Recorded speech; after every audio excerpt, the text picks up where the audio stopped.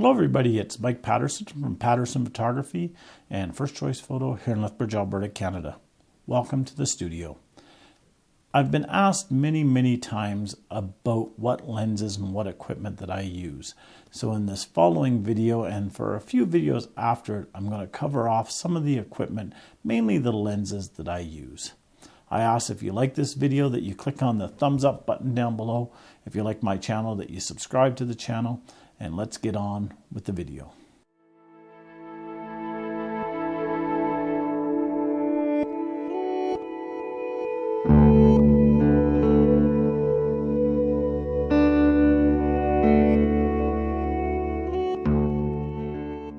So first, let me say I'm not an equipment junkie. I don't have 5 of each lens. I don't have 400 different lenses like you see some people that show you all their lenses they have. Really, honestly and truthfully, unless you're sponsored by the lens manufacturer or the camera manufacturer, having a ton of lenses really is not very efficient. If you're going out in the field, if you're carrying 50, 60 different lenses, you really don't need that, and there's really no reason to have that. So I carry a number of different lenses, and in no particular order, I thought I would run through them and explain to you what they are, why I have them, and what I like about them. So the first lens I'm going to talk about is actually the lens that I've had the longest. And this is a Canon EOS lens that came from my film days. It's a 100 f2 lens. It's not the macro. It's the 100 f2. It does some macro, but it's not the 100 f2 macro. This is a 100 f2. It's a great lens. I love it. It's the only lens that in my film days I was able to bring from my Canon cameras over to the Canon digital cameras. All the other lenses I had were not compatible with the Canon digital. This one was. And I'm happy it was because I love it. The reason I bought this lens was in the days when I used to work for the Lethbridge Herald, and I used to work for a number of magazines, and I used to work for a bunch of different companies that I was in taking editorial type pictures. I was taking news type pictures. They didn't want, or I couldn't use, or it was too interfering to use flash. So I bought this lens because it was a fast lens and it had a good reach on it being 100 millimeters. I really liked it for doing indoor sports. I really liked it for doing presentations indoors, or if I was doing news coverage, maybe at an accident scene or something like that, I could shoot this lens in a lot lower light than my other lenses. And it had that 100 millimeter reach that I really liked about it.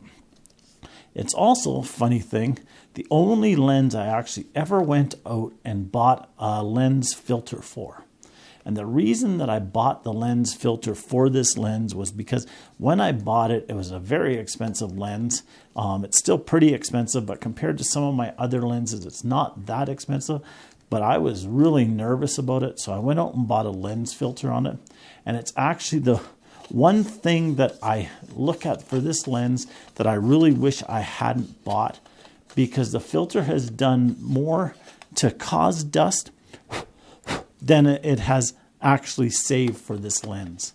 I did go and buy the lens hood, which is a separate lens hood for it, and I really like the lens hood. It actually gives it more protection than what the filter does on it.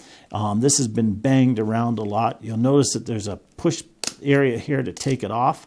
Well, on this other side, now I probably won't be able to get back on this other side, it's actually been broken because I've taken it off and it's been banged around and abused and everything like that. So this lens hood has actually protected this lens a lot better than any filter would ever protected it. So I really like the setup though. I really like what it is. One thing that I really love about this lens, and it's something that annoys me with many of the lenses that are coming out today, is this one still has a distance scale on it. So you can actually set the lens to the distance that you're shooting. So if I know my subject is 20 feet away, I can just crank it to 20 feet and I can shoot the lens knowing that it'll be in focus. If I'm going out to do astrophotography with it, which I wouldn't do much with this lens, I can set it at infinity, turn off the autofocus, and away I go. So I really like that feature. It is not an image stabilized lens.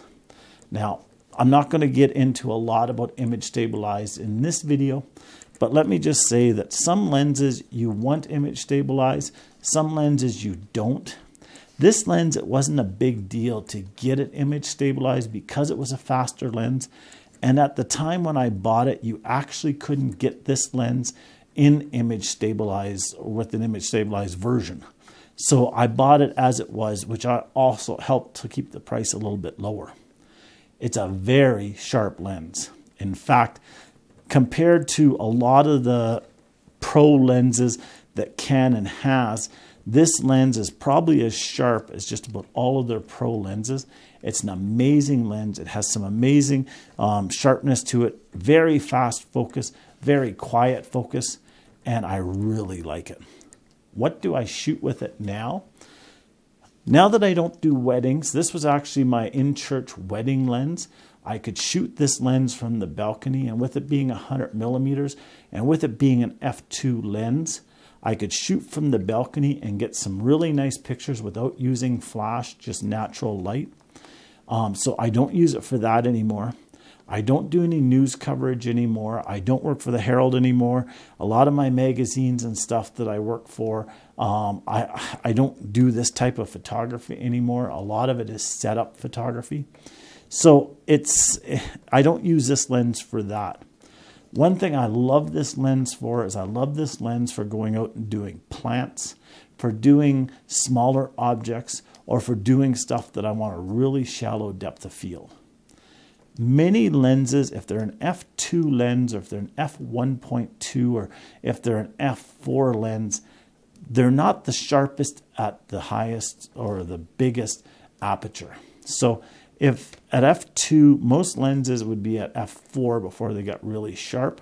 This one at f2 is really sharp, and I like it for that.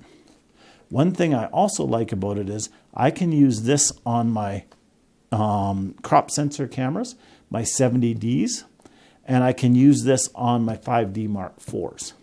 When I use it on my 70Ds, it's a crop ratio or a crop factor of 1.6.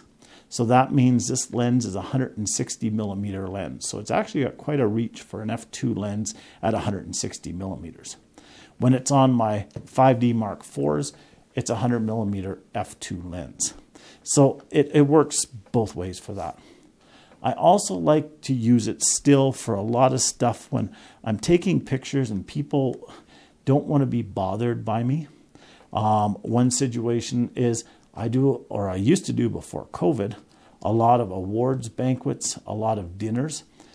This lens would allow me to take pictures of the people mingling, and I wouldn't have to use my flash, or if I did use a flash, I wouldn't have to have my flash on quite as high powered when I was using this lens. It also allowed me to do stuff where I could blur out the background. So if I was taking a picture of CEO talking to the mayor, I could blur everybody out of the background using this lens. They would be nice and sharp, but you wouldn't see the people in the background, so it would concentrate more on them. So I did use it a lot for this. It's funny doing this video. I realized that I haven't had this lens on my camera since COVID because it's a lens that haven't had a need with all the stuff that's been canceled and everything. But like I say, it's an amazing lens. Would I recommend buying this lens? There's a lot of lenses out there, and I'll actually talk about the other 100 mil that I have, the macro.